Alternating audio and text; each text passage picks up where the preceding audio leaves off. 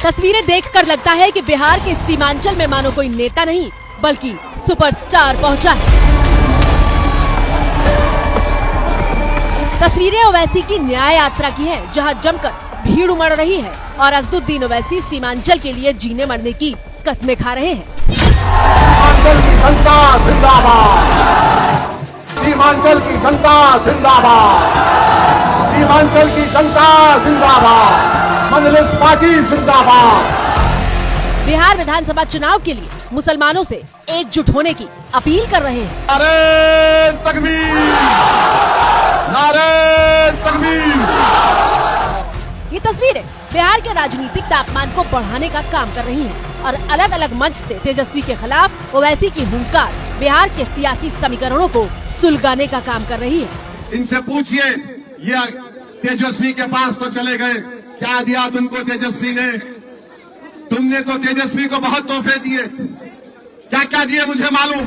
ओवैसी अपने चिर परिचित आक्रामक अंदाज में बिहार चुनाव में मजलिस की मौजूदगी को दर्ज करा रहे हैं। हमारे जाने के बाद हजरत इबलीस के लोग बहुत आएंगे, आकर तुमसे कहेंगे ये जज्बाती बात करता है, ये भड़काऊ भाषण देता है। अरे मेरे भाई, जिसका कलेजा जलता है, जिसके सीने में तकलीफ होती है, जो नाइंसाफी को देखकर बर्दाश्त नहीं कर सकता है, वो गूंगा नहीं रह सकता। वो अपनी माँ की तकलीफ को देखकर खामोश नहीं बैठ सकता, वो अपने बुजुर्गों के आंसुओं को देखकर खामोश नहीं बैठ सकता। जज्बात दिखाना है और एक साथ और डालना है कदम चाप पर। सच्चाई ये है कि ओवैसी के सीने में भी तकलीफ तो है, कलेजा उनका जल भी रहा है, लेकिन ओवैसी के मन में इन जज्बातों का तूफान आया क्यों है, उसे समझने के लिए आप 15 दिन पहले की इन तस्वीरों को देखिए।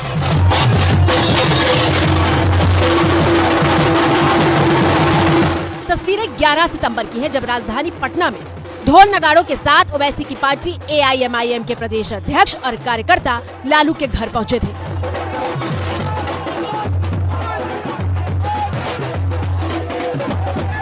जो पोस्टर ये अपने साथ ले गए थे उसमें लिखा था, लालू तेजस्वी अपने कानों को खोल, तेरे दरवाजे पर बज रहा है ढोल।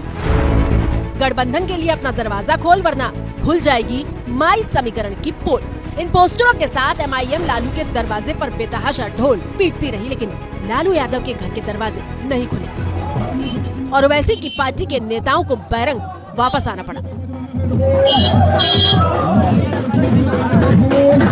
सीमांचल की जनता जिंदाबाद।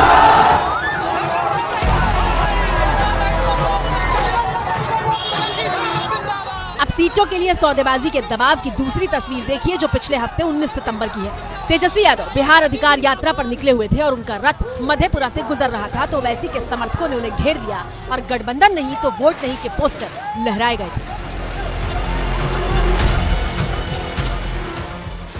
ठीक एक दिन बाद तेजस्वी के रथ को ओवैसी की पार्टी के समर्थकों ने दरभंगा में रोक लिया था और गठबंधन में शामिल करो वरना चुनाव का परिणाम बुरा होगा, ऐसी चेतावनी वाले पोस्टर लहराने लगे थे। यानी हर तरीका आजमाया गया, लेकिन जब तेजस्वी ने महागठबंधन के दरवाजे ओवैसी के लिए नहीं खोले, तो 4 दिन की सीमांचल यात्रा पर 24 सितंबर को बिहार पहुंचे ओवैसी घूम घूम कर जनता को बताने लगे कि हमने तो तेजस्वी के सामने दोस्ती के हाथ बढ़ाए थे, लेकिन तेजस्वी ने बड़ा दिल नहीं दिखाया। यहाँ पर लोगों आवाम ने कहा, जिम्मेदारों ने कहा अख्तर उल को कि आप गठबंधन से अलायंस कर लीजिए, खत लिखिए। अख्तर उल ने 2 खत लिखे लालू प्रसाद यादव साहब। फिर कहा गया कि उनके बेटे ने कहा कि हमको नहीं मिला। मुझे समझ में नहीं आया जब अख्तर उल साहब मुझसे बोले कि तेजस्वी कह रहा है कि उसको खत नहीं मिला। हमारे घर में, आपके घर में, अगर हम किसी घर के बड़े से मिलते तो बात वहीं पर खत्म हो जाती, चाहे हो या ना हो। मगर ये पहली मर्तबा हमने देखा कि बाप की जिंदगी में बेटा कह रहा है कि मुझे नहीं बोले। तो हमने कहा चलो इसको भी लिख दो, इसको भी हमने खत लिख दिया। अब उनको सोचना है क्या लिखा अख्तर उल ने कि 6 सीट दो, 5 तो हम जीत कर आए थे, 6 दे दो। अगर तुम सत्ता में आ गए तो हमको मंत्री मत बनाओ, मगर सीमांचल के लिए डेवलपमेंट काउंसिल बना दो। आपके मन में सवाल होगा कि ओवैसी की राजनीति की जड़ में आखिर क्या है। दरअसल असदुद्दीन ओवैसी 3 महीने पहले यानी जून से महागठबंधन में AIMIM को शामिल करने के पीछे पड़े हुए हैं। ओवैसी की पार्टी सीमांचल में न्याय यात्रा शुरू करने से पहले 3 बार लालू प्रसाद यादव को चिट्ठी लिख चुकी है, लेकिन दाल नहीं गली। तो ये बात साफ हो गई कि ओवैसी के कलेजे में किस बात का दर्द है। लेकिन अब हम इस सवाल की तरफ बढ़ते हैं कि ओवैसी गठबंधन में शामिल होने के लिए इतने उतावले क्यों हैं और तेजस्वी उनको शामिल करने से परहेज क्यों कर रहे हैं? इस सवाल के जवाब की शुरुआत ओवैसी के ताजा बयान के साथ ही करते हैं। तो मैं सीमांचल की जनता को पहले ही पैगाम दिया हूं, याद रखो, अगर दुनिया मेरा साथ छोड़ देगी बहादुरगंज की जनता, तुमको एक दीवाना दुनिया में मिलेगा जो खड़े होकर सीमांचल जिंदाबाद, सीमांचल जिंदाबाद, सीमांचल जिंदाबाद कहता रहेगा। अररिया हो या फिर किशनगंज, ओवैसी बार बार अपने बयानों से ये साबित करने में जुटे हैं कि सीमांचल का भला अगर कोई चाहता है तो वो है ओवैसी। तेजस्वी मुख्यमंत्री बनने का ख्वाब देख सकता है तो क्या एक किशनगंज कोचा दामन से नौजवान खड़े होकर नहीं कह सकता कि मैं नेता बनूंगा? अरे क्या हम पैदा इसलिए हुए कि तुम्हारे ख्वाबों को पूरा करेंगे और हम अपने ख्वाबों को जितना दूर कर देंगे? क्या हम पैदा इसलिए हुए कि अपने घरों को वीरान कर कर तुम्हारे महलों में चिराग जलाएंगे? ये नहीं हो सकता।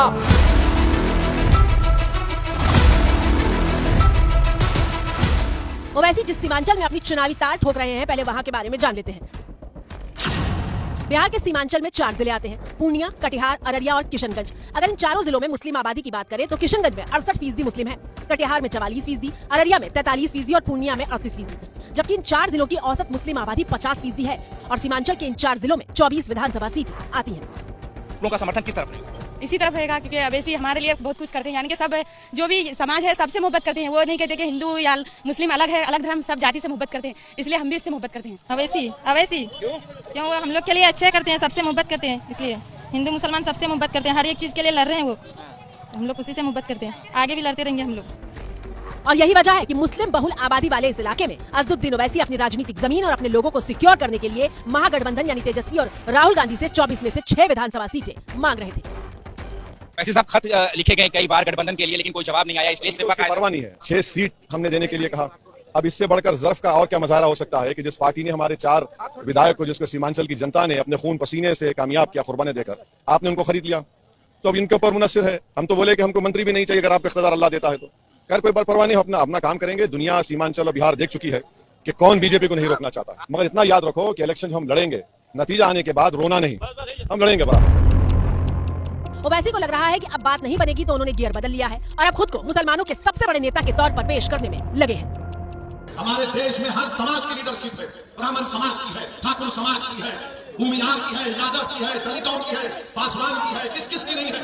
अगर किसी की सियासी लीडरशिप नहीं है तो मुसलमानों की नहीं है। और जब कोई सियासी मुसलमानों की लीडरशिप बनाने की बात ओवैसी करता है तो सब कहते हैं कि नहीं नहीं, ये हो जाएगा, खुदा हो जाएगा। अरे कुछ नहीं होगा, अच्छा होगा, देश मजबूत होगा।